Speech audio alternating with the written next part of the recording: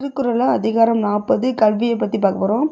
கற்க கசடர கற்பவை கற்றபின் நிற்க அதற்கு தக. கசடனா குற்றம், நூல்களை குற்றமற்ற கற்றல் வேண்டும், கற்றபடி அது நடத்தல் வேண்டும். இதுதான் பொருள். எண்ணென்ப ஏனை எழுத்தென்ப இவ்விரண்டும் கண் என்ப வாழும் உயிர்க்கு. என்ன எண்கள் என்னென்னா எண்ணும் எழுத்தும் ஆகிய இந்த இரண்டும் மனிதருக்கு இரு கண்கள் என கூறுது இந்த குறள். கண் உடையார் என்பவர் கற்றோர் முகத்திரண்டு புண்ணுடையர் கல்லாதவர். கல்வி கற்றவர் கண் உடையவர், கல்லாதவர் முகத்தில் கண்ணிருந்தும் புண்ணுடையர் ஆவல்னு சொல்கிறாங்க இந்த திருக்குறளில்.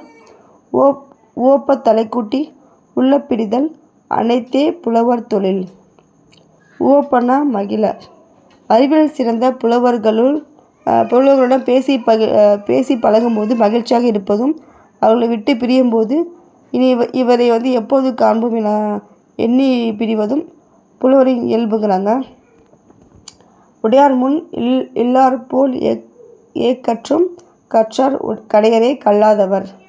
செல்வம் உடையவர் முன் ஏழை கவலைப்பட்டு இழந்து நிற்பது போல கற்றோர் முன் பணிந்து கற்பவரே.